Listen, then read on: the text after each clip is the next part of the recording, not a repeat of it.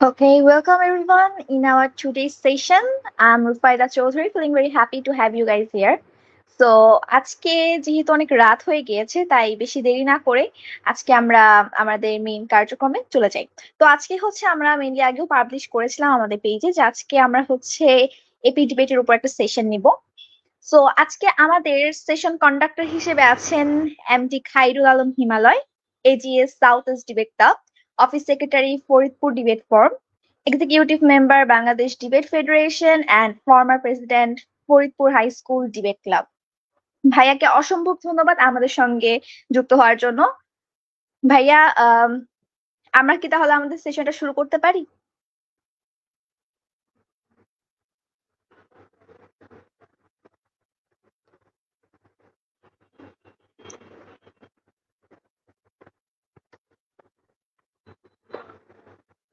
হ্যাঁ, আমাকে শুনতে পাচ্ছেন?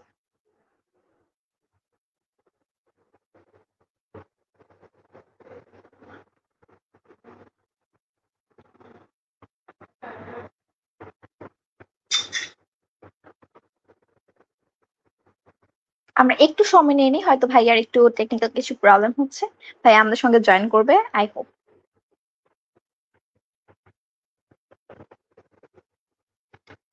জি ভাইয়া, আপনি আনমিউট হন, আমরা সেশনটা শুরু করে দিই।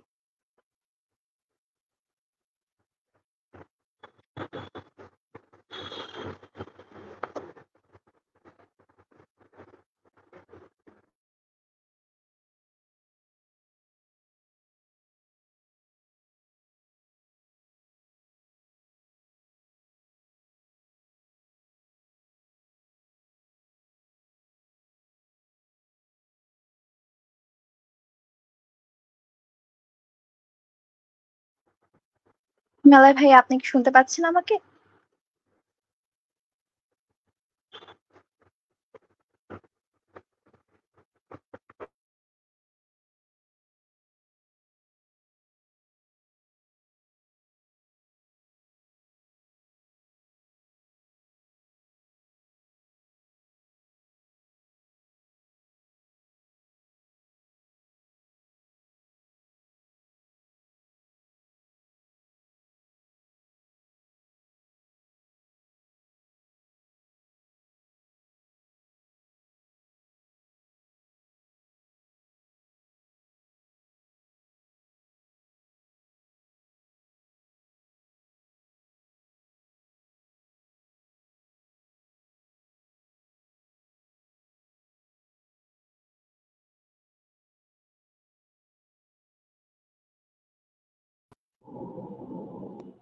হ্যালো, কি শোনা যাচ্ছে আমাকে? জি ভাইয়া, জি ভাইয়া শোনা যাচ্ছে। Extremely sorry for the technical mistake. ওকে ভাইয়া। কেমন আছেন সবাই? জেডিএস এর আজকের প্রোগ্রামে আসতে পেরে খুবই ভালো লাগছে। আর একটু টেকনিক্যাল প্রবলেমের জন্য লেট হয়ে গেল। আমাদের লাইভে কি সবাই দেখতেছে? যদি দেখে থাকে তাহলে আমরা লাইভটা শুরু করতে পারি। আমাদের আজকের ওয়ার্কশপটা শুরু করতে পারি সরাসরি।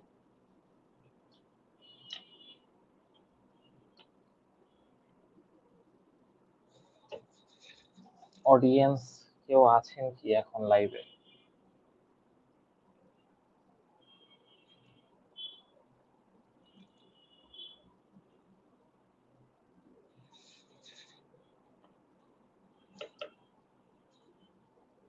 একটু সময় নেই, একটু পরে শুরু করি যদি অডিয়েন্স সবাই আসে।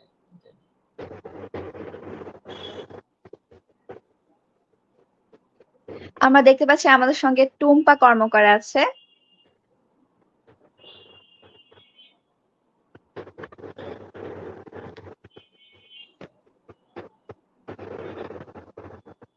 উৎসব আমি দেখতে পাচ্ছি। কি অবস্থা ভাই, কেমন আছো? দেখে ভাল লাগছে।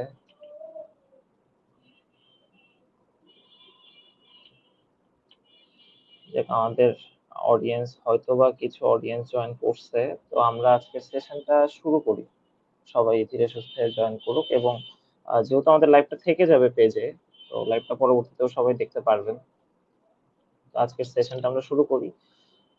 অ্যাজ ইউজুয়ালি আমরা প্রত্যেকেই হয়তোবা বিতর্কের সাথে জড়িত বা প্রত্যেকেই হয়তো বিতর্ক করি।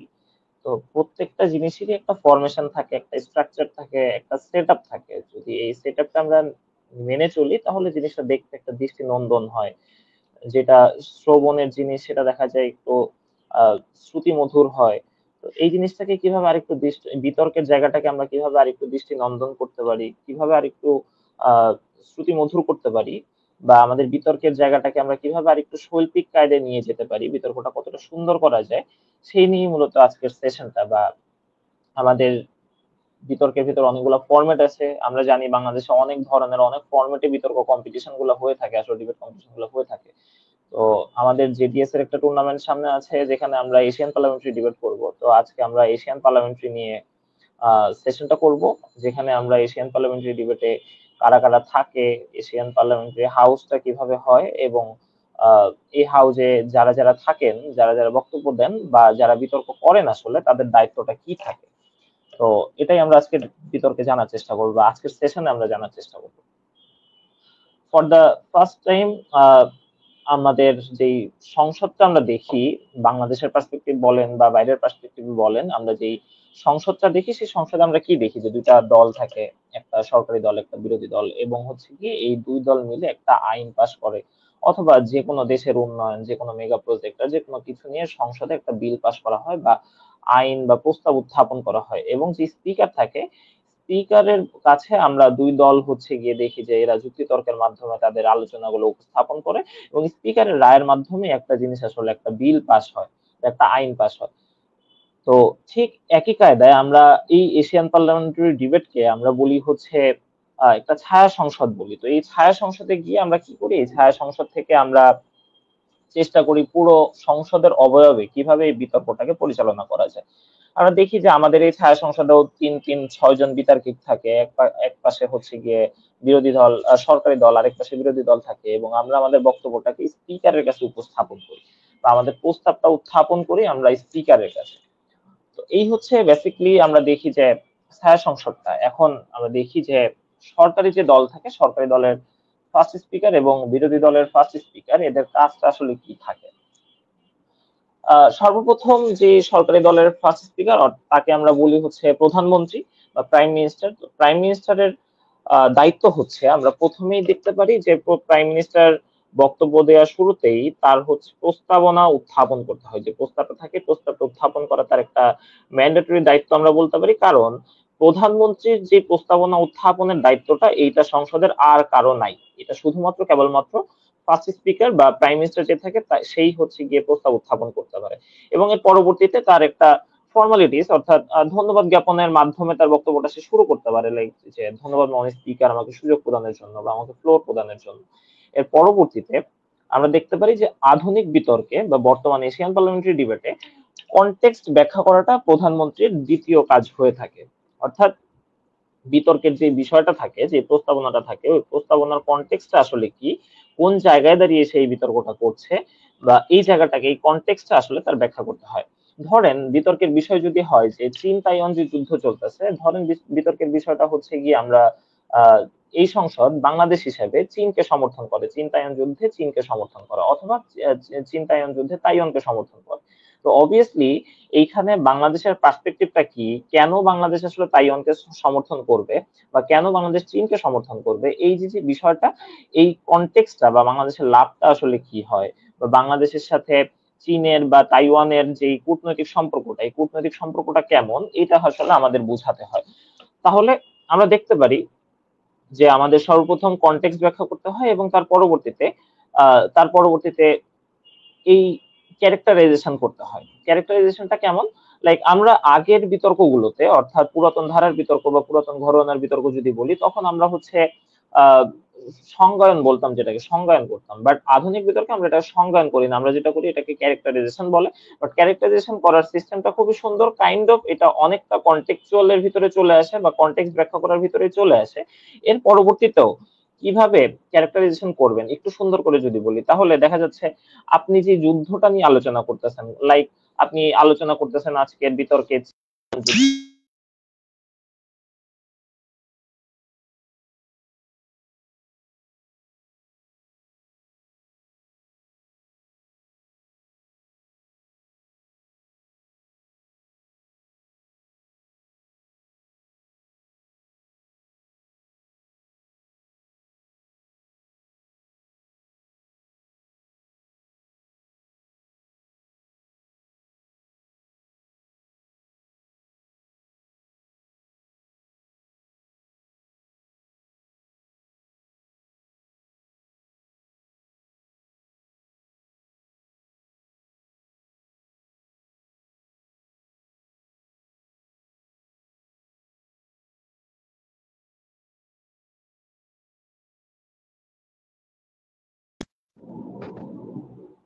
am I audible? Yes ভাইয়া, একটু শোনা যদি যাচ্ছে কমেন্ট ইন্টারনেট। করে জানাতেন আমার সবাই। হ্যালো। ভাইয়া লাউড এন্ড ক্লিয়ার, আপনি শুরু করতে পারেন, আপনাকে স্পষ্ট বোঝা যাচ্ছে। তো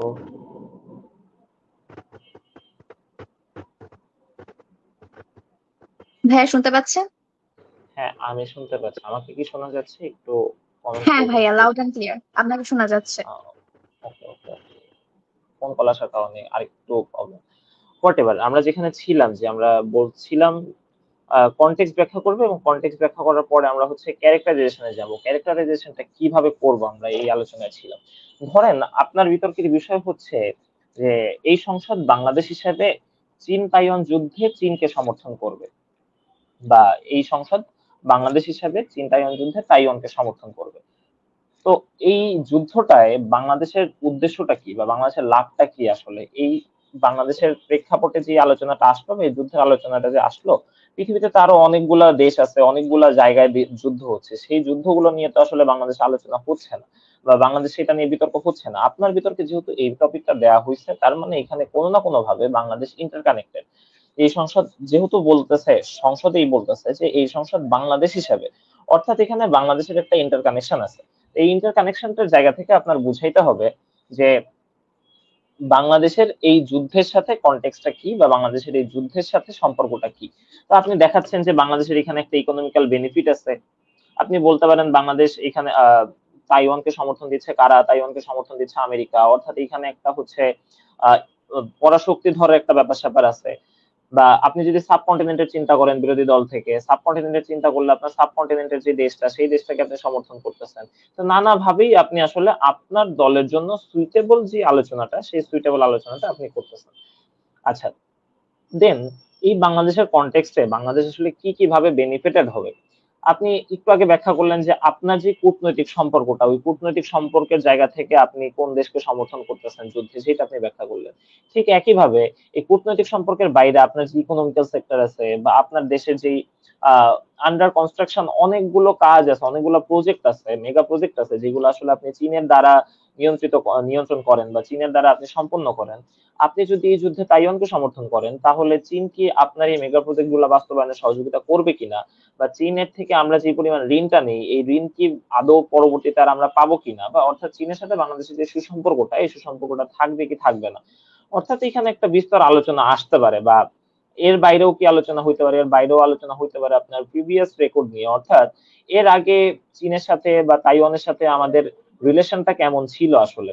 আপনি আলোচনা করতে পারেন যে চীনের সাথে আমরা কি কিভাবে ইন্টারকানেক্টেড, বাংলাদেশ কি কিভাবে কানেক্টেড, এবং তাইওয়ানের সাথে বাংলাদেশ কি কিভাবে কানেক্টেড। আপনি দেখতে পারেন যে চীনের সাথে আপনি চীনের থেকে আপনি অনেক কিছু ইম্পোর্ট করতেছেন, চীন আপনাকে লোন দিচ্ছে, বা আপনি নানাভাবে চীনের সাথে আপনার দেশের সম্পর্ক আছে। কিন্তু আপনি যদি দেখেন যে তাইওয়ানের সাথে আপনার দেশের কিন্তু সেরকম কোনো কানেকশন নাই, বা সেরকম তাইওয়ানের দ্বারা আপনি বেনিফিটেড হচ্ছেন, ব্যাপারটা এমন না। ঠিক সেই জায়গা থেকে আপনি আপনার যে কনটেক্সট, এই কনটেক্সটটা ব্যাখ্যা করলেন বা এই ক্যারেক্টারাইজেশনের মাধ্যমে আপনি দেখাইলেন যে আপনি আসলে চীনকে অথবা তাইওয়ানকে সমর্থন করতেছেন। আচ্ছা, এইটা গেল হচ্ছে কি আমার ফার্স্ট স্পিকারের কাজ। ফার্স্ট স্পিকারের কাজ যদি হয়ে যায়, দেন সরি, এর পরবর্তীতে ফার্স্ট স্পিকারের মেইন কাজ হচ্ছে যে তার দলের যে স্ট্যান্ড গুলা, এই স্ট্যান্ড গুলাকে তার ব্যাখ্যা করতে হবে।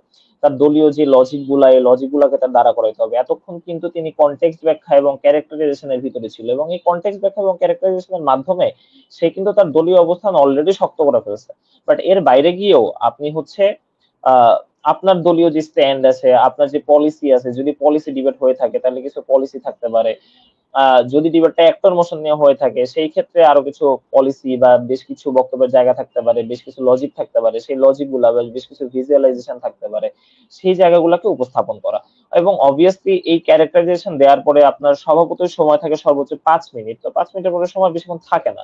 তো সেই সময়টাকে আপনার আহ খুব স্বল্প সময়ের ভিতরে ইউটিলাইজ করতে হবে, এবং যেহেতু আপনি পুরো জায়গাটা এক্সপ্লেইন করতে পারবেন না, সেহেতু খুব স্বল্প করে দুই একটা যুক্তি ধরে ধরে ব্যাখ্যা করা, এবং যেটা পরবর্তীতে আপনার দ্বিতীয় বক্তা এসে ব্যাখ্যা করে যাবে।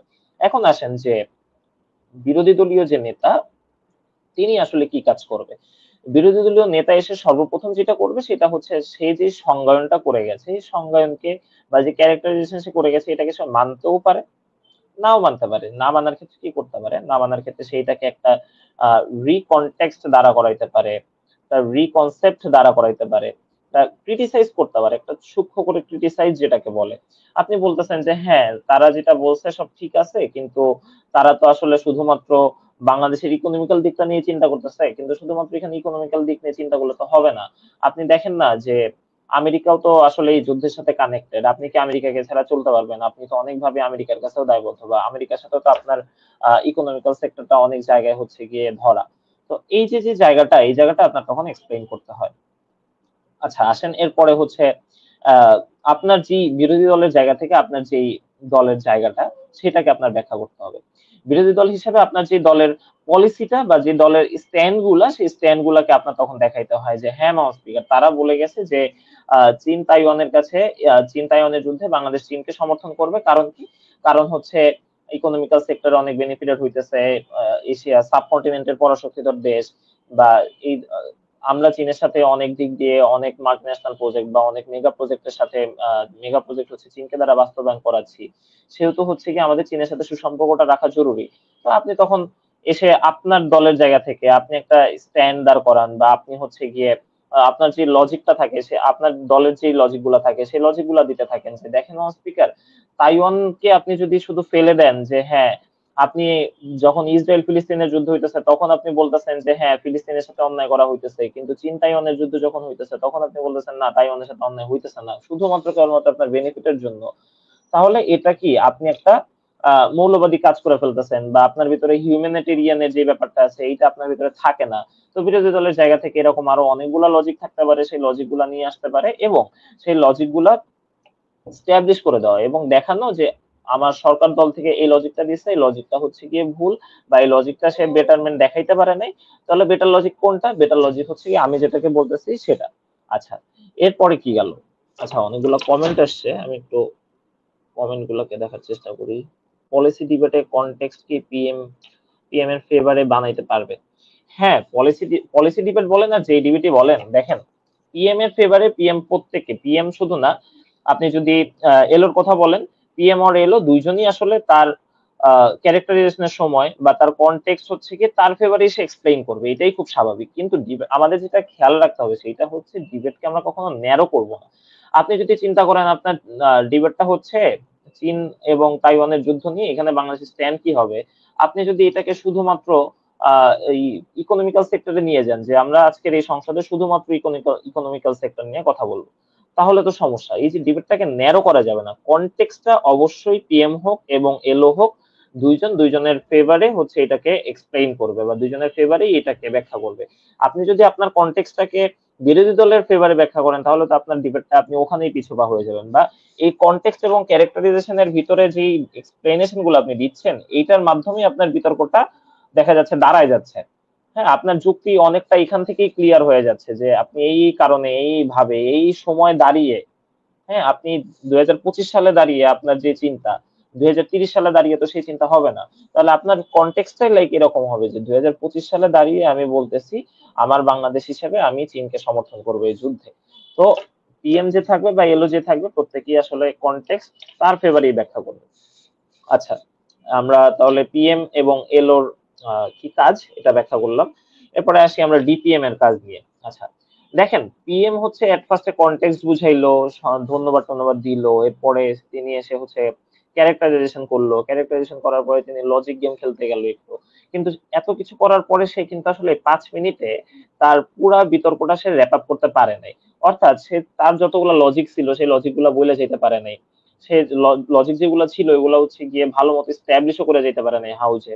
তাহলে ডিপিএম এর কাজ হচ্ছে এসে আমার পিএম যেই লজিক গুলা দিয়ে গেছে এই লজিক গুলাকে রিস্টাবলিশ করা। প্রথম কাজ হইতেছে গিয়ে, বা অন্যতম কাজ হচ্ছে ডিপিএম এর, যে আমার পিএম যে লজিক গুলা দিয়ে গেছে, আমার পিএম যে স্ট্যান্ড দ্বারা করাই গেছে, সেই স্ট্যান্ডটাকে বা সেই লজিক গুলাকে রিস্টাবলিশ করা, এবং তিনি যে কনটেক্সট বলে গেছে, তিনি যে ক্যারেক্টারাইজেশন দিয়ে গেছে, সেইগুলাকেও আমি চাইলে একটু রি-এক্সটেন্ড করতে পারি বা রি-এক্সপেন্ড করতে পারি। রি-এক্সটেন্ড কেমন? লাইক আপনার মনে হইতেই পারে যে আমার পিএম তিনি কনটেক্সট ব্যাখ্যা করার সময় কিছুটা আসলে মিস করে গেছে, এই জায়গাটা তিনি ধরতে পারেন নাই, বা সে হয়তো বলতে ভুলে গেছিল, এবং ইন দ্য মিন টাইম এলও এসে হচ্ছে সেই ভুলটা ধরতে পারে নাই। তো তো আপনি তখন ওই জায়গাটাকে ব্যবহার করতেছেন এজ এ ডিপিএম হিসাবে। আপনি তখন কি করতেছেন, আপনি তখন বলতেছেন যে হ্যাঁ মাউন্ট স্পিকার, আমার পিএম হচ্ছে এই ক্যারেক্টারাইজেশন করে গেছে, বাট এটা থেকে এটাকে আমরা আরেকটু এক্সপেন্ড করতে পারি, দেখেন মাউন্ট স্পিকার আমরা এটাকে তো ভুলে গেলে হবে না, এটাকেও আমরা এটার সাথে অ্যাডজাস্ট করে ফেলতে পারি। অর্থাৎ ডিপিএম এসে আমাকে হচ্ছে গিয়ে একটা নতুন করে, আমার নতুন না সরি, যেই কনটেক্সটটা থাকে পিএম এর বা যেই ক্যারেক্টারাইজেশন থাকে ওইটাকে রিক্যারেক্টারাইজেশন বা হচ্ছে রিক্যারেক্টারাইজেশন বলা যাবে না এটাকে, সরি, তো ওই ক্যারেক্টারাইজেশনটাকে এক্সপেন্ড করতে পারে বা প্রলং করতে পারে। একটা কমেন্ট দেখি ভাই, রিগ্রেট মোশনের কনটেক্সট কিভাবে সেট করব, কোন সময়ের উপর বেসিস করে সেট করা উচিত? হ্যাঁ, রিগ্রেট মোশনের কনটেক্সট কিভাবে সেট করব। আচ্ছা, রিগ্রেট মোশনটা খুবই ফাইন, এটা নিয়ে বিতর্ক করতে খুবই ভালো লাগে। কারণ হচ্ছে আপনার বিতর্কে তো অনেক ধরনের মোশন থাকে, কিছু থাকে অ্যাক্টর মোশন, কিছু থাকে রিগ্রেট মোশন, কিছু সাইকোলজিক্যাল, ফিলোসফিক্যাল, অনেক ধরনের মোশন থাকে। আপনার যখন রিগ্রেট মোশনটা থাকে, রিগ্রেট মোশনটা লাইক এরকম যে এই সংসদ আহ 18 বছরের কম বয়সী শিশুকে দিয়ে কাজ করানোতে অনুতপ্ত। এখন আপনার দেশে একটা আইন আছে, যে আইনে বলতেছে 14 থেকে 18 বছর বয়সী শিশুরা কাজ করতে পারবে, এবং সেই আইনে বলতেছে যে পেনাল পেনাল কোডে এই আইনটা আছে, এবং সেই আইনে বলতেছে অনেকগুলা বিধিনিষেধের মাধ্যমে এই কিশোর কিভাবে কাজ করবে সেগুলো সব ব্যাখ্যা করা আছে। কিন্তু আপনার এসে সেট করতে হবে এই যে বাংলাদেশের যে ল গুলা আছে বা আপনি গ্লোবাল ল বলেন, সব জায়গা দ্বারাই আপনি যেই সবকিছু দ্বারাই আপনি শিশুকে বা এই কিশোরকে আপনি কাজে নিয়োগ করার পারমিশন দিলেন, কিন্তু এর পরবর্তীতেও সে এই যে টাকাটা কামাইলো, এই বয়সে তো তার এত টাকা দরকার নাই আসলে, যত টাকার পিছনে সে আসলে ছুটতেছে। হ্যাঁ, কিছু ফ্যামিলি আছে তার এই বিভিন্ন ধরনের সমস্যা থাকে, যেহেতু বাংলাদেশ একটা আন্ডার ডেভেলপিং কান্ট্রি বা থার্ড ওয়ার্ল্ড কান্ট্রি, সেই জায়গা থেকে কি হয় যে বিভিন্ন ফ্যামিলির আসলে টাকার খুব প্রয়োজন হয়, বা ইনকাম সোর্স যে থাকে সংসারে সে বিভিন্ন ধরনের পঙ্গুত্ব বরণ করে, বা বিভিন্ন কারণে আসলে ওই কিশোরের চাকরি করার প্রয়োজন হয় বা কাজ করার প্রয়োজন হয়। কিন্তু এর বাইরে গিয়েও আপনার প্রত্যেকটা কাজই তো ঝুঁকিপূর্ণ। তাহলে আপনি যে কিশোরকে দিয়ে কাজ করাচ্ছেন, এই কিশোরকে দিয়ে কাজ করানোর ফলে এই কিশোরের যে স্বাস্থ্যগত ঝুঁকিটা হচ্ছে, বা আপনি এজ এ গভর্নমেন্ট হিসেবে এই ফ্যামিলির দায়টা কেন নিচ্ছেন না, বা আমার কি আসলে এই কিশোরকে দিয়ে কাজ করানো এবং এই কাজ করানোর রুলসটা কি বানানো ইম্পর্টেন্ট, নাকি হইতেছে গিয়ে এই যে ফ্যামিলিটা আসলে এই দুরবস্থায় আছে সেই ফ্যামিলিকে একটা ভাতা প্রদানের ব্যবস্থা করা। আপনি তখন বহির্বিশ্বের একটা এক্সাম্পল দেন যে দেখেন, যেখানে হচ্ছে কি খুব ইমোশনালি বলতে পারেন, যেখানে ইতালি আর অন্যান্য কান্ট্রিতে, ইউরোপ কান্ট্রি গুলাতে, যেখানে আহ বেকার যুবক যারা থাকে, একজন যুবক যে বেকার, তিনি বেকার পড়ে আছে বলে তাকে বেকার ভাতা দেওয়া হচ্ছে। আপনি যদি চিন্তা করেন যে আমেরিকাতে আহ সন্তান জন্ম দেওয়ার পরেও হচ্ছে যে সন্তান ভূমিষ্ঠ হওয়ার কারণে একটা ভাতা দেওয়া হয়। অর্থাৎ এই যে ভাতাগুলা দেওয়া হয়, তারা কতটা ইমপ্রুভ করছে তাদেরকে নিয়ে, বা তাদের জনগণকে নিয়ে তারা কতটা চিন্তা করতেছে, যেটা আপনি করেন না। উল্টা আপনি চিন্তা করতেছেন যে আপনার এই কিশোরকে কিভাবে কাজে লাগানো যায়। কিন্তু আপনার চিন্তা করা উচিত ছিল এই কিশোরকে আজকে কাজে না লাগিয়ে এই কিশোরকে আমি ব্যবহার করতে পারি আরো লং টার্মের জন্য। অর্থাৎ এখানে আমার গভর্নমেন্টের যে প্ল্যানিং বা আমার গভর্নমেন্টের যে গোল, সেই গোল বা সেই প্ল্যানিংই আসলে সমস্যা। আপনি রিগ্রেট মোশন গুলোতে এইভাবে আসলে নিজেকে দাঁড় করাতে পারেন, যেই টপিকটাই থাকুক আসলে প্রত্যেকটা টপিকেই আপনি বিভিন্ন দেশের এক্সাম্পল টেনে বা হইতেছে বিভিন্ন ভাবেই আপনি আপনার জায়গাটাকে এক্সপ্লেইন করতে পারেন, বা আপনার কনটেক্সটটা আপনি এক্সপ্লেইন করতে পারেন। আচ্ছা, এবং মনে রাখবেন যে রিগ্রেট মোশন গুলাতে যেই নাউন গুলা থাকে, অর্থাৎ ধরেন শিশুকে নিয়ে আলোচনা হইতেছে বা হইতেছে একটা গল্প দেওয়া হলো, একটা কনটেক্সট দেওয়া হলো যেখানে একজনের নাম হচ্ছে সুমি। আচ্ছা, সেই সুমি কি হয়েছে, সুমির হচ্ছে রেপ হয়েছে। এখন কনটেক্সটের মোশনটা কি, যে এই সংসদ মনে করে সুমির ওন্না খুলে রাখার কারণে তিনি রেপ হওয়াটাই ঠিক হয়েছে, এরকম একটা ধরেন মোশন দেওয়া হইলো। তো এই মোশনে দাঁড়িয়ে আপনি রিগ্রেট মোশন কি করতেছেন, রিগ্রেট দাঁড়াইলো না। তো আপনার এখানে সমাজকে নিয়ে আপনি একটা বাউন্ডারি ক্রিয়েট করতে পারেন, যে আপনার সোসাইটির মানুষ, বা হইতেছে এইখানে আরেকজন আরেকটা নাউন কি হইতে পারে, যে যেই নারী ধর্ষণের শিকার বা সুমি, সে সুমি হইতে পারে আরেকটা ক্যারেক্টার। এই ক্যারেক্টার গুলোকে আপনি আলাদা আলাদা করে, শুধুমাত্র এই সুমি মানে আসলে সুমি না, সুমি মানে প্রত্যেকটা নারী, এইভাবে করে প্রত্যেকটা নাউনকে ধরে ধরে আসলে কনটেক্সট এক্সপ্লেইন করা। আচ্ছা, আমরা যেখানে ছিলাম, আমরা ছিলাম ডিপিএম এ ছিলাম। আচ্ছা, ডিপিএম আমি বলতেছিলাম যে পিএমজি লেন্সটা বুঝাই গেছে, আসলে পিএমজি লেন্সটা বুঝাই গেছে, ওই লেন্স সে আসলে প্রপারলি ক্লিয়ার করে যাইতে পারে নাই, এবং না যাইতে পারার কারণে এখন এসে হচ্ছে ডিপিএম এটার প্রপার এক্সপ্লেনেশনটা দিয়ে যাবে, বা আহ, যার যে কনটেক্সটটা থাকবে, তার যে ক্যারেক্টারাইজেশন থাকবে, এটাকে প্রলং করার প্রয়োজন হলে প্রলং করবে, এবং যে তার যে আগের যুক্তিগুলা ছিল ওই যুক্তিগুলাকে এক্সটেন্ড করতে পারে, অথবা তিনি হচ্ছে গিয়ে যেই যুক্তিগুলো আসলে প্রথম বক্তা বলে যাইতে পারে নাই সেই যুক্তিগুলোকে সে বলে যাবে, এবং সেগুলোর প্রপার এক্সপ্লেনেশন অবশ্যই দিয়ে যাবে। কারণ মনে রাখতে হবে তৃতীয় বক্তার কাজ যুক্তি দেয়া না, বা যুক্তির এক্সপ্লেনেশন দেয়া না আসলে। আচ্ছা, তাহলে ডিপিএম এর পরবর্তীতে আমাদের চিন্তা করতে হবে বিরোধী দলীয় উপনেতা যে ডিএলও।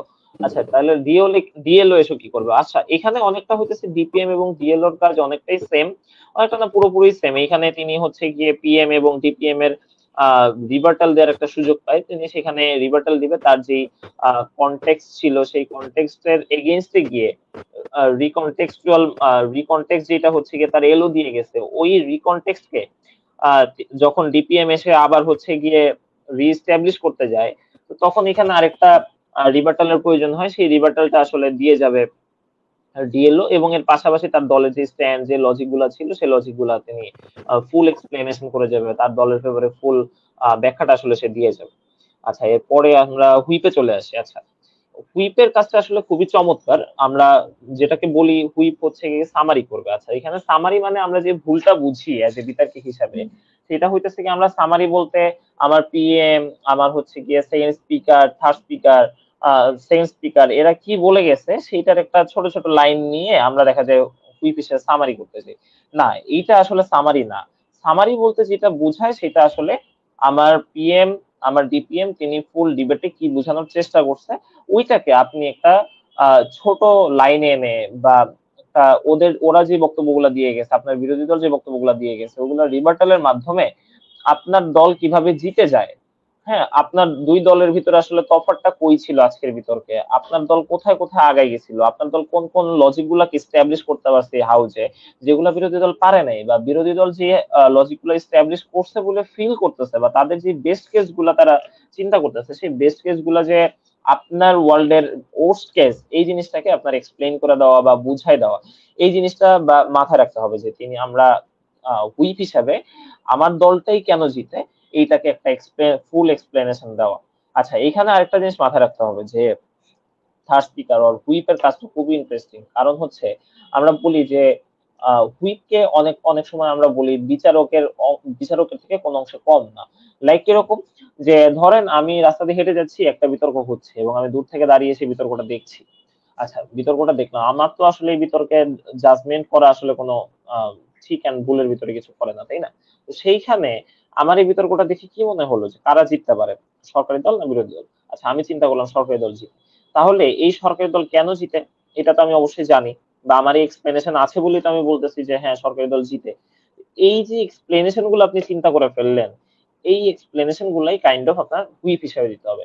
অর্থাৎ আমরা বলি যে হুইপকে একটা বিচারক বলা হয়, বা একটা বায়াস বিচারক বা বায়াস জাজমেন্ট যেটাকে বলা হয় সেটা দেওয়া হয়। যে জাজমেন্টে বসে আমরা সাধারণত কি করি, পক্ষ দল বিপক্ষ দল দুই পক্ষের কথাই শুনি, এবং দুই পক্ষের ভিতরে কার কথা বেটার আমরা এটা চিন্তা করার ট্রাই করি। বাট না, হুইপের ক্ষেত্রে সেটা না। হুইপ চিন্তা করবে যে আমার দলই ঠিক বলছে, ওদের দলই ভুল বলছে, এবং আমার দল কোথায় কোথায় ঠিক বলছে এই প্রত্যেকটা জায়গা দেখায় যাওয়া, এবং ওদের ভুলগুলা কই কই, ওদের যে বেস্ট কেস গুলা, এই কেস গুলা যে আসলে আজকের হাউসে টিকে না, এই না টেকার কারণগুলো দেখাই যেতে হবে। আচ্ছা, এবং at the same case for opposition whip, opposition হুইপেরও আসলে একই কাজ। এবং আমরা যুক্তি খণ্ডনের কথা যদি চিন্তা করি, যুক্তি খণ্ডনের স্বভাবতই সময় থাকে 3 মিনিট, এবং ওর্স্ট কেস সিনারিওতে দেখা যায় 4 মিনিট থাকে যুক্তি খণ্ডনে। যুক্তি খণ্ডনে গিয়ে আসলে কোনো প্রকার নতুন যুক্তি বা সাম আপ এগুলো কোনো কিছুই না। যুক্তি খণ্ডনে টোটালি হচ্ছে গিয়ে যুক্তি, আমাদের অপোজিশন সাইডের যে যুক্তিগুলা থাকে, যে লজিক গুলা থাকে, এই যুক্তিগুলাকে পুরো ভেঙে টুকরো টুকরো করে দেওয়া যেটাকে বলে আসলে। এবং কিছু কিছু ক্ষেত্রে এই যে যে আমরা বারবার কনটেক্সট অর ক্যারেক্টারাইজেশন বলি, এই কনটেক্সট এর ক্যারেক্টারাইজেশনের মাধ্যমে আমরা কিছু কিছু ক্ষেত্রে বিতর্কের শেষ পর্যায়ে গিয়েও আমরা কিছু কিছু লজিক দাঁড়া করায় ফেলতে পারি, যেটাকে আমরা যুক্তি খণ্ডনের ভিতরে গিয়ে যুক্তি দেয়া বলতে পারি কিছুটা। আচ্ছা, যুক্তি খণ্ডনে পিএম বলেন আর হচ্ছে গিয়ে ডিপিএম, সরি, যুক্তি খণ্ডনে পিএম অর ডিপিএম যেই যাক এবং অপোজিশন সাইড থেকেও যেই যাক, দুই দলের আসলে সেমই কাজ। দুই দল থেকেই আসলে গিয়ে তাদের অপোজিশন দলের রিবার্টাল গুলা দেওয়া বা যুক্তির খণ্ডন গুলা করা, এবং হু ইজ দ্য বেস্ট, এটা কাইন্ড অফ থার্ড স্পিকারের মতো একটা বায়াস জাজমেন্ট দেয়া। এবং বায়াস জাজমেন্ট দেওয়াটা আসলে মেইন কাজ না, বাট এর পরবর্তীতে অবশ্যই একটা বায়াস জাজমেন্ট দিয়ে যাবে, এবং কোন কোন জায়গায় আসলে আজকের বিতর্কটা তারা জিতে যায়, এবং আমার হচ্ছে কি দেখায় যাওয়া তাদের একটা লজিকও যেন এই সংসদে না টিকে, এই প্রত্যেকটা লজিক আমার টাচ করতে হবে। আমি যদি দেখা যায় যে এমন হয় তারা ৩টা যুক্তি দিয়ে গেছে, যার ভিতরে আমি ২টা হচ্ছে গিয়ে টাচ করলাম যুক্তি খণ্ডনে, আরেকটা টাচ করলাম না, সেই ক্ষেত্রে কিন্তু আমার বিতর্কটা কিছুটা লো হয়ে যায়, আমার বিতর্কটা কিছুটা আহ আহ বিতর্কটা কিছুটা শ্রুতিমধুর হয় না আসলে। আহ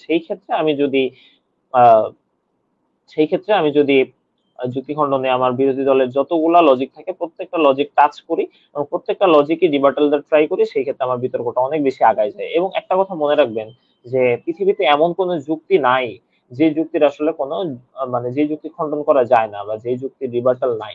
প্রত্যেকটা যুক্তিরই রিবাটাল আছে, শুধুমাত্র আপনার আমার চিন্তা করতে যতটুকু সময় লাগে।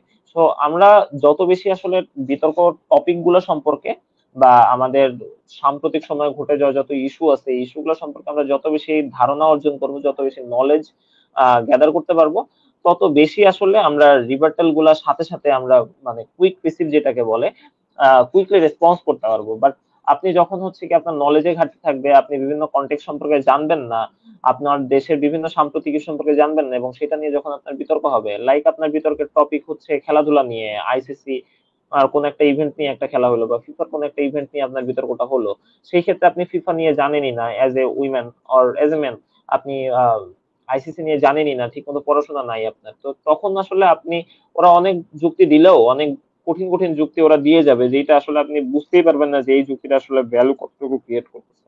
অর্থাৎ কিছুটা পড়াশোনা থাকা প্রয়োজন, কিছুটা না এনা পড়াশোনা থাকা প্রয়োজন আপনার রিভার্টালের জন্য এবং কুইক রেসপন্সের জন্য।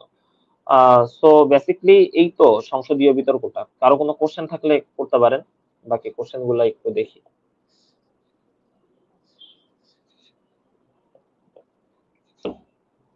Anyone who has a question?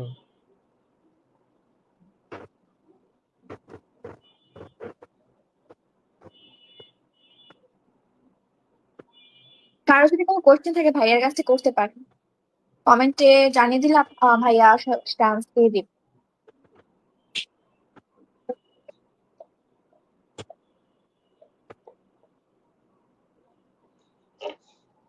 কোনো কোশ্চেন কি নাই আপনাদের?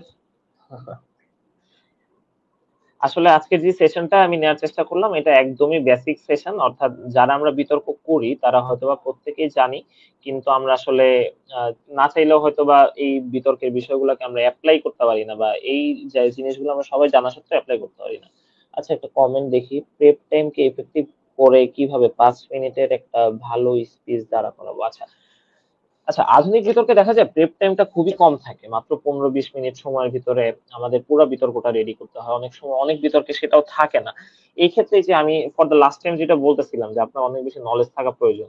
আচ্ছা, আপনি বুঝলাম যে আপনার নলেজ নাই, একটা টপিক হইতেই পারে আপনার এমন পড়ে যেতে পারে যে টপিক আপনার ধারণা খুবই কম, সেই টপিকে আপনি কি করবেন? দেখেন, সেই টপিকে আপনার হঠাৎ করে যেটা কাজ সেটা ওই ডিবেট গুলাকে পলিসি ডিবেট বানায় ফেলা, সেই ডিবেট গুলোকে পলিসি ডিবেট বানায় ফেলা। কিভাবে? যদি সেটা পলিসির টপিক হয়ে থাকে, অর্থাৎ সব টপিক গুলাতে আসলে চাইলেও পলিসি ডিবেট করা যায় না, বাট কিছু স্টক আর্গুমেন্ট থাকে, কিছু স্টক আর্গুমেন্ট নোট করার ট্রাই করবেন। যেমন স্টক আর্গুমেন্ট গুলা কি হইতে পারে, লাইক কিছু বিষয় থাকে যেমন শর্ট টার্ম লং টার্ম, অর্থাৎ শর্ট টার্মে কোনো কিছু বেনিফিট এনে দিতে পারে বাট লং টার্মে এসে বেনিফিট এনে দিতে পারে না।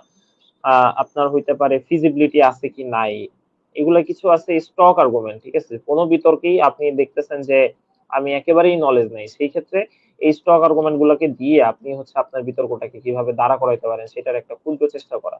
লাইক ফিজিবিলিটির কথা যদি চিন্তা করেন, বা মোরালিটির কথা, হিউম্যানিটির কথা, নৈতিক মূল্যবোধ, হ্যাঁ মানে আর কি, এই তো এরকম প্রায় 10-12টা আর্গুমেন্ট আছে যেগুলাকে স্টক আর্গুমেন্ট বলে। স্টক আর্গুমেন্ট গুলো প্রত্যেকটা বিতর্কেই চাইলেই অ্যাপ্লাই করা যায়, যদিও এই স্টক আর্গুমেন্ট গুলো দিয়ে বিতর্ক আসলে সুন্দর হয় না, বিতর্ক সুন্দরের জন্য এনাফ পড়াশোনা থাকতে হয়।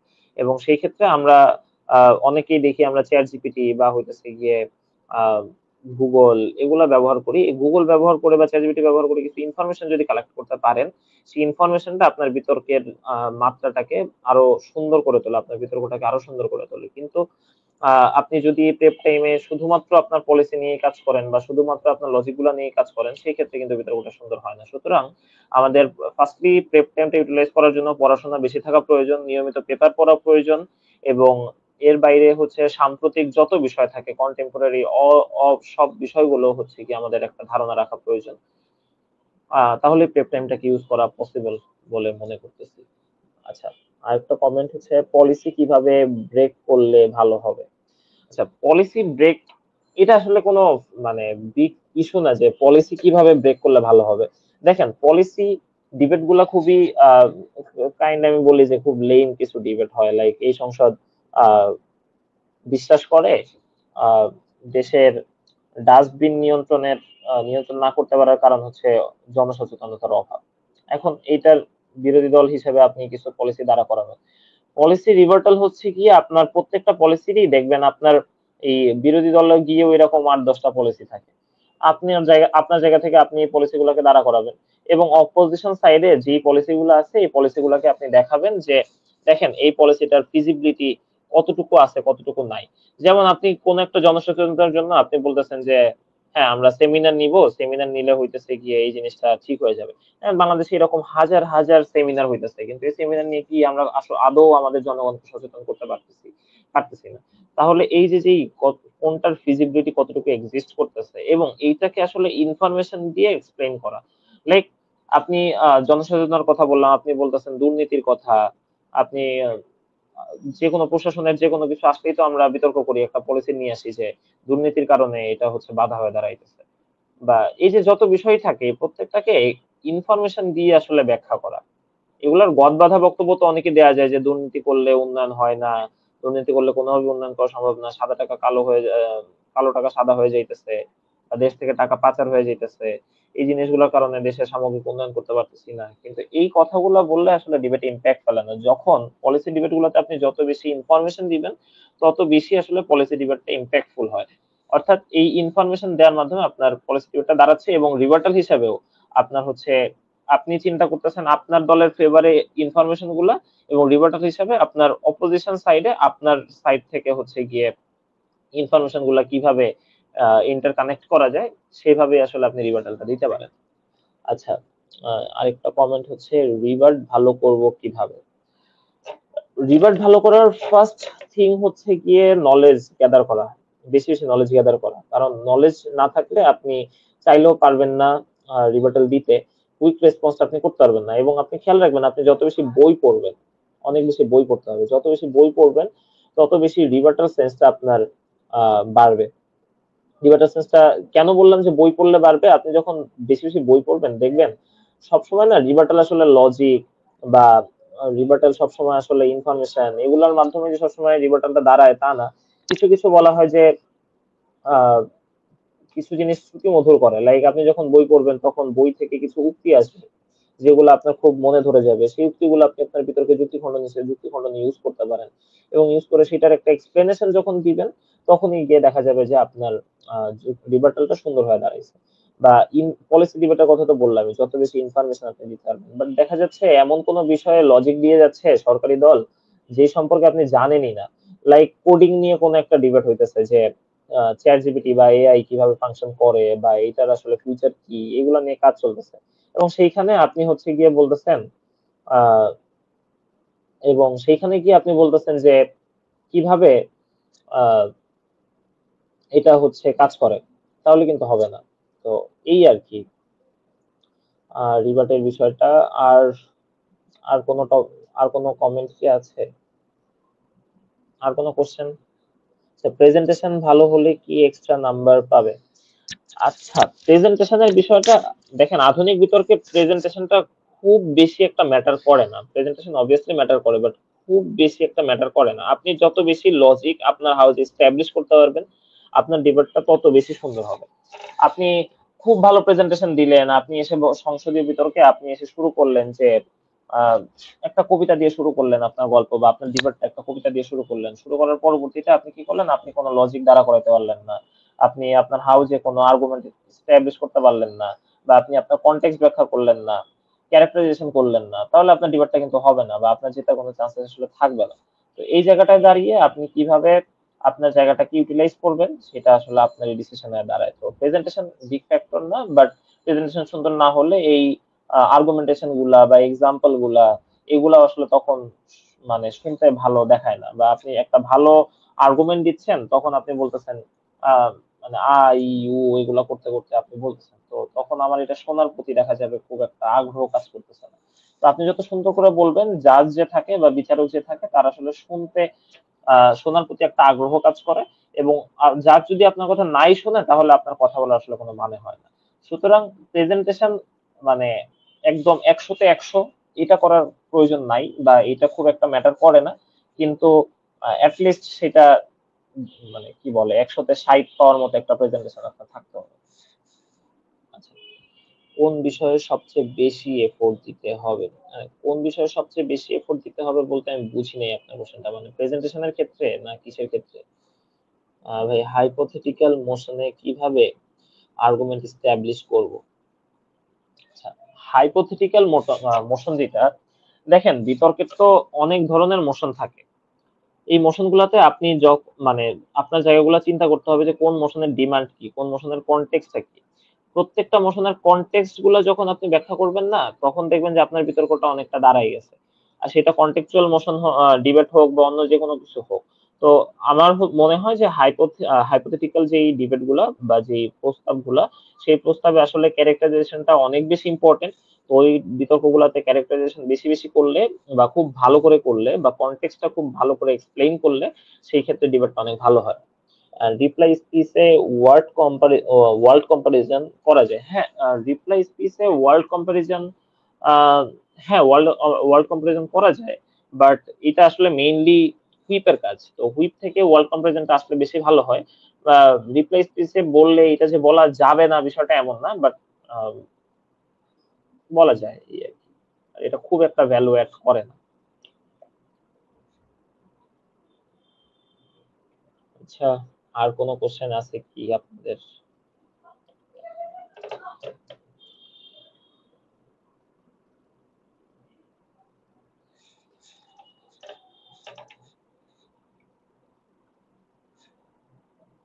আর কোনো কোশ্চেন?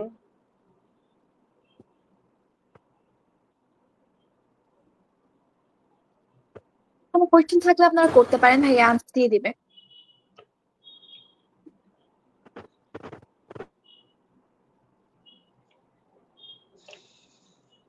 স্টেক হোল্ডার অ্যানালাইসিস কি সব ডিবেটে এসেনশিয়াল? হ্যাঁ, স্টেক হোল্ডার কারা দেখেন। আপনার একটা হাইপোথেটিক্যাল মোশন বলেন, হাইপোথেটিক্যাল মোশনে আপনি দেখতেছেন ওইখানেও কিন্তু একটা ক্যারেক্টার আছে, একটা মানুষ আছে বা একটা জাতিগোষ্ঠী আছে। তো প্রত্যেকটা ডিবেটই বলেন আপনার, আপনি একটা ইমোশনাল ডিবেট বলেন বা রিগ্রেট ডিবেট বলেন, বা এনিথিং, বা খেলাধুলা নিয়ে কোনো একটা হোক, পলিসি ডিবেট হোক, যে কোনো জায়গাতেই কিন্তু স্টেক হোল্ডার থাকেই। তো স্টেক হোল্ডার অ্যানালাইসিসটা প্রত্যেক ডিবেটে মাস্ট, এটা করতেই হবে। প্রত্যেকটা ডিবেটে স্টেক হোল্ডার গুলো নিয়ে অ্যানালাইসিস করতে হবে। আমি সরি যে আমি আজকের সেশনে স্টেক হোল্ডার ওয়ার্ডটা ইউজ করতে ভুলে গেছি, বাট এভাবে সেভাবে আসলে বলা হয়েছে। What ever. হ্যাঁ, স্টেক হোল্ডার অ্যানালাইসিস সব ডিবেটে এসেনশিয়াল, মাস্ট।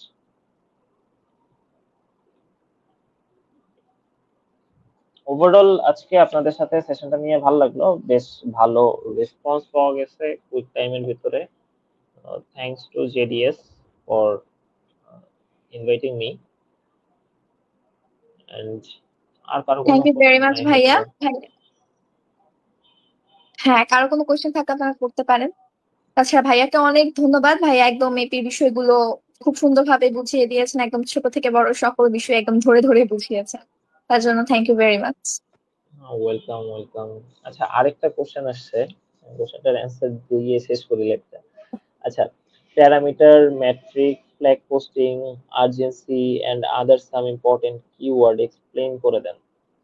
আচ্ছা, শেষ থেকে শুরু করি। আর্জেন্সিটা কি দেখেন, আর্জেন্সি হচ্ছে প্রত্যেকটা বিতর্কেই একটা নিড থাকে। একটা নিড কি, যে আপনি এই বিতর্কের ভিতরে কি চান আসলে, বা কেন এই প্রস্তাবটা এই সংসদে দেওয়ার প্রয়োজন হইল। লাইক আমি যে আজকের মোশনটা শুরু করছিলাম যে এই সংসদ বাংলাদেশ হিসেবে চীন তাইওয়ান যুদ্ধে চীনকে সমর্থন করবে, এটা যদি প্রস্তাব হয়, তাহলে এই চীন তাইওয়ান যুদ্ধ নিয়ে আমি বাংলাদেশ হিসেবে আমার মাথা ব্যথাটা কেন হইলো আসলে? এইখানে আমার আর্জেন্সিটা কি? যে আমার কি এখানে আদৌ একটা দলকে সমর্থন করার প্রয়োজন আছে বা একটা দেশকে সমর্থন করার প্রয়োজন আছে? আচ্ছা, ধরলাম আমার একটা দেশকে সমর্থন করতেই হবে। আচ্ছা, করলাম। করলে আমি হচ্ছে গিয়ে চীনকে সমর্থন করব অথবা তাইওয়ানকে সমর্থন করব। তাহলে এক দলকে সমর্থন করার আর্জেন্সিটা কি, নিডটা কি, বা আমি কেন ওই দেশের কাছেই আমি দায়বদ্ধ হয়ে গেলাম বা ওই দেশকেই কেন সাপোর্টটা করতে গেলাম? তার কারণ কি? তার সাথে আমার একটা লেনদেন আছে, তার সাথে আমার একটা ইন্টার কানেকশন আছে। এই কানেকশনটার ফিজিবিলিটি বা এই কানেকশনটা কতটা ইম্পর্টেন্ট, হ্যাঁ, বা এই যুদ্ধে আসলে গিয়ে আমার সাপোর্ট করাটা কতটা আর্জেন্ট, বা ধরেন আপনার ডিবেট হইতেছে গিয়ে কোন একটা পলিসি ডিবেট নিয়ে, সেই পলিসি ডিবেটে আপনার কি আর্জেন্সি, মানে ধরেন পলিসি ডিবেটের টপিক হচ্ছে গিয়ে এই সংসদ আহ, বিশ্বাস করে আহ, এই সংসদ বিশ্বাস করে দুর্নীতি বাংলাদেশের প্রধান অন্তরায়, দুর্নীতি উন্নয়নের প্রধান অন্তরায়।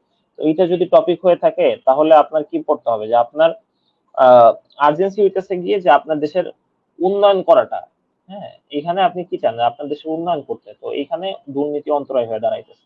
তাহলে কি করতে হবে, দুর্নীতিকে রুখতে হবে। তাহলে দুর্নীতি শুধু রুখলেই হবে না, দুর্নীতিকে রুখে আপনি কিভাবে আপনার ডেভেলপটাকে কন্টিনিউ করে যেতে পারবেন, ডেভেলপমেন্টটাকে কন্টিনিউ করে যেতে পারবেন, এটা দেখাইতে হবে। তো এই যে যে বিষয়টা, যে আর্জেন্সির বিষয়টা হচ্ছে এইটা। ফ্ল্যাগ পোস্টিং হইতেছে গিয়ে দেখেন, আহ ফ্ল্যাগ পোস্টিং আপনার বিতর্কে অনেকগুলা কি বলে এটাকে, চ্যাপ্টার বা হইতেছে গিয়ে কি ওয়ার্ড আপনি হচ্ছে গিয়ে তৈরি করেন। হ্যাঁ, যে আপনার ডিবেটের এটা হচ্ছে গিয়ে একটা আর্গুমেন্ট, বা আপনার ডিবেটে হচ্ছে 10-15টা 5-10টা আর্গুমেন্ট থাকতে পারে। সেই আর্গুমেন্টের ভিতরে সিলভার আর্গুমেন্ট বলেন বা প্লাটিনাম আর্গুমেন্ট বলেন, অনেক ধরনের আর্গুমেন্ট থাকে।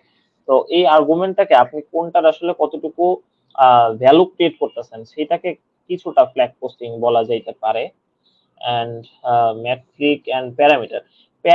প্যারামিটার হইতেছে গিয়ে দেখেন আপনার ডিবেটের একটা, প্রত্যেকটা ডিবেটের একটা প্যারামিটার থাকে, যে আপনি কোন জায়গায় গিয়ে আপনার প্যারামিটারকে সেট করতেছেন। লাইক প্যারামিটারটা কিরকম, যে ধরেন আপনি চীন তাইওয়ানের যে যুদ্ধ নিয়ে আলোচনা করতেছিলাম, এই চীন তাইওয়ান যুদ্ধে আপনি সমর্থন করবেন কি করবেন না, ধরেন এটা হচ্ছে কি বিতর্কের বিষয়। তাহলে আমার এই সমর্থন করার প্যারামিটারটা কোন পর্যন্ত যাবে, আমি কতটুকু সমর্থন করব, আমি কি আসলে গিয়ে অস্ত্র দিয়ে সহযোগিতা করব, নাকি বুদ্ধি দিয়ে সহযোগিতা করব, নাকি হচ্ছে কি অস্ত্র বুদ্ধি ফাইন্যান্স সবকিছু দিয়ে সহযোগিতা করব। অর্থাৎ এই প্যারামিটারটা হইতেছে কি আমি আসলে কতটুকু করব এটার জন্য, কতটুকু করা আমার এই যে আর্জেন্সি কতটুকু, এটাই হচ্ছে গিয়ে প্যারামিটার। তো এই তো আসলে কোন বই বা রিসোর্স থেকে এশিয়ান পার্লামেন্টারি সম্পূর্ণ বিষয় জানা যায়, একটু বলবেন ভাইয়া? আচ্ছা, এশিয়ান পার্লামেন্টারি বিষয়ে আসলে শুধুমাত্র এশিয়ান পার্লামেন্টারি ডিবেট শেখানোর জন্য বাংলাদেশে ওভাবে কোনো বই নাই, যে একটা বিতর্ক শেখানোর জন্য আহ, বিতর্কের জন্যই বই আছে, আমার এরকম জানা নাই, থাকলে থাকতে পারে। তো সেই ক্ষেত্রে হচ্ছে গিয়ে আপনাকে আমি সাজেস্ট করতে পারি বুলবুল ভাইয়ের একটা বই, অন্তহীন বিতর্ক, অন্তহীন বিতর্ক যাত্রা বা এরকম একটা, বুলবুল হাসানের লেখা। তো এই বইটা দেখতে পারেন। আর হচ্ছে নাম্বার ডিস্ট্রিবিউশন সম্পর্কে কিছু ধারণা দেন। আচ্ছা দেখেন, আধুনিক এশিয়ান পার্লামেন্টারি ডিবেটে নাম্বার ডিস্ট্রিবিউশনটা হয় হচ্ছে আপনার আর্গুমেন্টেশনের উপরে, যে আপনার আর্গুমেন্ট আসলে কয়টাই হাউস এস্টাবলিশ করতে পারলেন। আপনি হচ্ছে বললাম কিছুক্ষণ আগে প্রেজেন্টেশনের কোশ্চেনটা বোধহয় আপনি করছিলেন, যে প্রেজেন্টেশন ভালো না হলে কি হবে, বা প্রেজেন্টেশনের মার্ক ডিস্ট্রিবিউশন কেমন থাকে। আপনি প্রেজেন্টেশন 100-তে 100 দিলেন, কিন্তু হচ্ছে গিয়ে আপনি কোনো লজিক এস্টাবলিশ করতে পারলেন না আপনার হাউসে, তো লাভ নেই। তো মেইনলি আধুনিক বিতর্কে যেটা হয়, যে কোন হাউসে কয়টা আর্গুমেন্ট এস্টাবলিশ হইলো। হ্যাঁ, আমি আমার দল থেকে 5টা আর্গুমেন্ট দিলাম এবং বিরোধী দল থেকে আমার দলের 3টা আর্গুমেন্ট একদম ভেঙে ফেললো, যেটার ভাঙার পরবর্তীতে ওইটার আবার হচ্ছে কি রিএস্টাবলিশ আমি করি নাই। তাহলে কি দাঁড়াইলো, তাহলে হচ্ছে কি আমার এই 3টা আর্গুমেন্ট টিকলো না এবং 2টা আর্গুমেন্ট টিকছে। অন দা আদার হ্যান্ড বিরোধী দল আমার হচ্ছে গিয়ে 5টা আর্গুমেন্ট দাঁড়া করাইতে পারলো, এবং যেটাকে আমি যথেষ্ট হামার করতে পারি নাই। তো এই যথেষ্ট হামার না করতে পারার কারণে, বা হামার যতটুকু করছে ওইটা রিভার্টালও আবার বা রিস্টাবলিশও তারা সাথে সাথে করে ফেলছে, যেই কারণে তাদের 5টা আর্গুমেন্ট হাউসে টিকছে, আমার টিকে নেই। তো এরকম একটা জায়গায় আসলে গিয়ে আধুনিক বিতর্কে ইয়াটা হয়, রিয়েলাইজেশনটা হয় যে কারা জিতবে আর কারা হারবে। আর রিভার্টাল এন্ড রিকনস্ট্রাকশনের পার্থক্য আছে ভাই? অবভিয়াসলি পার্থক্য আছে। রিবার্টাল এন্ড রিকনস্ট্রাকশন, রিবার্টাল হইতেছে কি আপনার কাইন্ড অফ যুক্তির খণ্ডন করা, হ্যাঁ, এন্ড রিকনস্ট্রাকশন কি আপনার বিতর্কটাকে আপনি একভাবে সাজাইছেন, ওই সাজানোটাকে মনে হইতেছে যে আপনার ভুল, ওইটাকে আপনি নতুন করে সাজানো শুরু করতেছেন। তো এইটা হইতেছে কাইন্ড অফ রিকনস্ট্রাকশন। এন্ড আপনি রিবার্টাল বলতে হচ্ছে যুক্তি খণ্ডন, যে প্রতিপক্ষ দল একটা কথা বলছে, ওই কথাটা ঠিক না, ঠিক কোনটা, ঠিক আমার কথাটা, এটা হচ্ছে কি রিবার্টাল, একটা যুক্তির মাধ্যমে আপনি এই রিবার্টালটা দিলেন। রিকনস্ট্রাকশন আর রিবার্টাল সম্পূর্ণ আলাদা।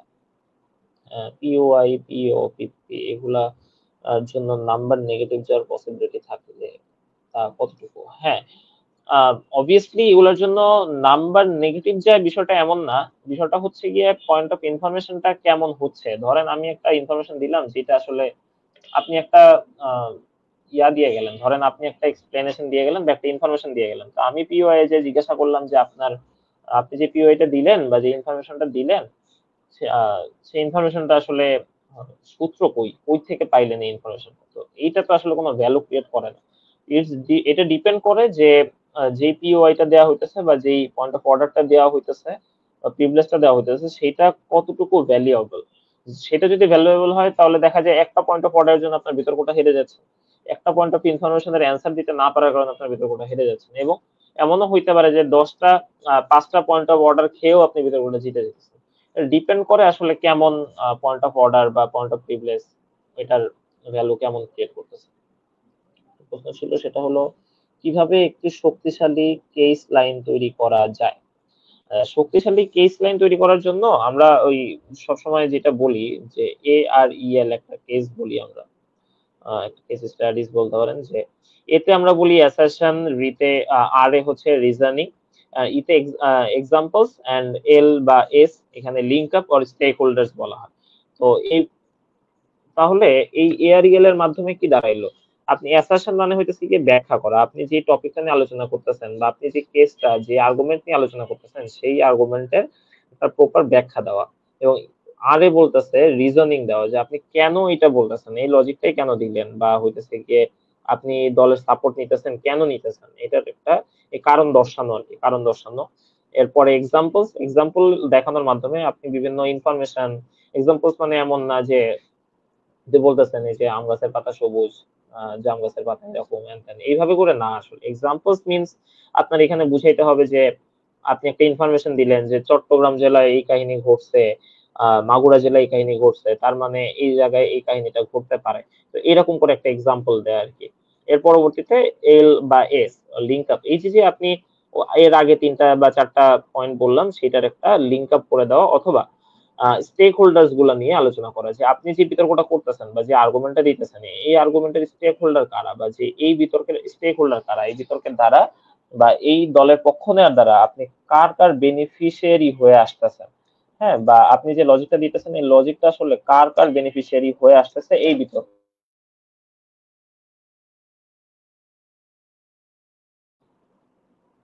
তো আজকে আমরা এই পর্যন্তই রাখতে পারি, আবার হয়তো বা আরেকদিন আমরা আরেকটা সেশন করব। হ্যাঁ, তো আসলে অনেক এই তো রাতও ওভারঅল হয়ে আজকের গেছে। সেশন। থ্যাংক হ্যাঁ, অনেক রাত হয়ে গেছে অলরেডি। ভাইয়া। তো আমি আর কি কিছু বলতে চাচ্ছিলাম, সেটা হচ্ছে হ্যাঁ, হ্যাঁ, আপনারা অবশ্যই। যারা ছিলেন আমাদের সঙ্গে, যারা হচ্ছে লাইভটা দেখেছেন, তারা জানেন আমাদের জেনজি ডিবেটিং সোসাইটির আপকামিং একটা ইভেন্ট আছে, ডিবেট টুর্নামেন্ট আছে, ভাইয়াও বলে গেছে সেটা শুরুতে। তো আজকে ভাইয়ার এই সেশনটা কিন্তু আপনাদেরকে ওই টুর্নামেন্টে অ্যাটেন্ড করার জন্য অনেক হেল্প করবে। অনেকে আমাকে বলছিলেন যে এপি পারি না, এপিতে একটু প্রবলেম হয়, একটু হার্ড লাগে। তো আই গেস এই সেশনটা আপনাদেরকে হেল্প করবে আপকামিং এই টুর্নামেন্ট অ্যাটেন্ড করার জন্য, বা শুধু এই টুর্নামেন্ট না, আপনারা যদি ইন ফিউচার কোনো এপি ডিবেট করতে চান সেটাতেও হেল্প করতে পারবে। তো ভাইয়াকে আরেকবার ধন্যবাদ আমাদের সঙ্গে অনেকক্ষণ থাকার জন্য। Welcome. Thanks for inviting me, JDS. Most welcome ভাইয়া। আই হোপ আপনাকে আবারও আমরা পাবো ইনশাআল্লাহ ইন দ্য ফিউচার। ইনশাআল্লাহ, ইনশাআল্লাহ। ওকে ভাইয়া, থ্যাংক ইউ ভাইয়া। আসসালামু আলাইকুম।